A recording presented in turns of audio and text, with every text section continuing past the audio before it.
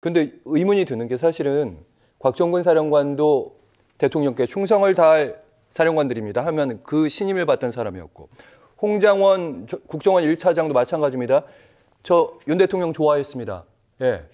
각별한 신임을 받았단 말이죠. 갑자기 왜 아무리 그 민주당 쪽에 이렇게 의심하신 것 같아요. 뒤에서 혹시 민주당 의원들이 뭔가를 하고 있는 게 아닌가. 근데 이 두 사람이 왜 이렇게 충성도가 높은데 그랬을까? 글쎄요. 저도 그건 솔직히 말해서 이 모든 정황을 다 알고 있지는 못하니까 의심 가는 부분을 나는 이제 짚어드리는 건데 문제는 그렇습니다. 지금 이 비상계엄 선포행위를 두고 사상자도 전혀 없고, 그리고 국가기관이 뭐 헌정이 마비가 된 곳이 한 군데도 없습니다. 그리고 계엄은 실제로는 2시간, 그 시간으로 보면 만 6시간 만에 해제가 된 것인데, 이걸 두고 내란죄로 몰아가면서 내가 지난 방송에서 내가 여기서 말씀을 드린지 모르겠는데, 경찰청장과 경찰청의 2인자라고 볼 수 있는 서울경찰청장 김봉식을 두 사람을 경찰청에서 뭐 3서일자인지 4서일자인지 모르겠습니다만은 구수본부장이 불러갖고 구속을 시켜버렸잖아요. 예. 그러면 그때 그 구속 수사를 결정하고 지휘를 한 상급 지휘관은 누구입니까? 누가 지휘를 한 거예요?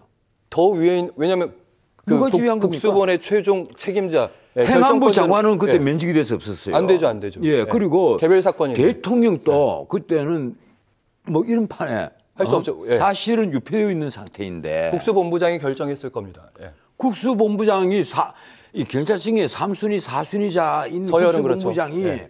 경찰청의 1인자, 2인자의 2인자를 붙잡아다가 구금을 시키고 구속영장을 청구를 해요. 그것도 내란죄로. 내란죄라는 것은요, 지금 아무도 이 문제를 거론을 안 해요. 내란죄로 워낙 구속된 사람이 많습니다. 예. 뭐 수방사령관, 뭐 특전사사령관, 방첩사령관, 정보사령관 다 내란죄로 구속이 됐단 말이에요. 예. 그거는 그 군 판사에게 도장을 받아서 구속이 됐는데, 심지어 육군참모총장도 주의무종사자로 구속이 됐습니다. 예.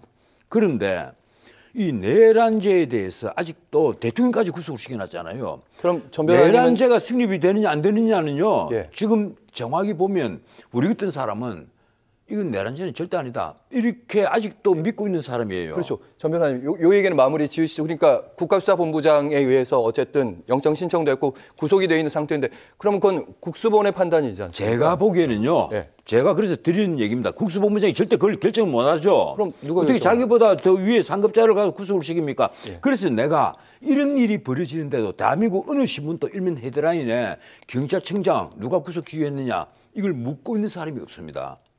그렇다면 커튼 뒤에 누군가가 있다는 얘기예요. 그렇지 않습니까?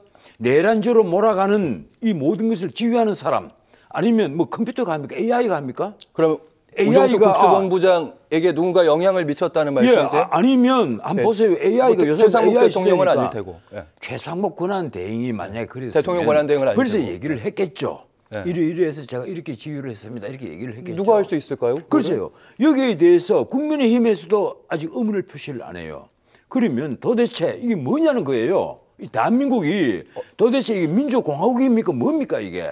어쨌든 전 변호사님은 아니 국가 헌법기관들이 쫙 있는데 거기에서 권한 행사가 듀 프로세스, 적정 절차를 거치지 않고. 요 얘기만 마무리. 왜냐면 또 뒤에 하나 더 다룰 게 있어가지고. 함부로 만약에 자행이 된다면 그게 민주공화국이 아니죠. 전 변호사님은 우정수 국수본부장 뒤에도 누군가 있다. 이 모든 것의 뒤에는 커튼 뒤에 누군가가 있는 것이 아니냐, 이런 의심을 줘서는 안 된다는 겁니다. 내 말은. 있을 수도 있고 없을 수 있는데 의심이 간다. 그렇게 의심을 주면요. 국민들이 절반은, 적어도 반대하는 절반은 가령 그것이 이재명이라고 생각을 한다면 전부 다 반 이재명으로 돌아서죠. 그건 이재명 대표를 위해서라도 좋은 방향이 아니라는 거예요.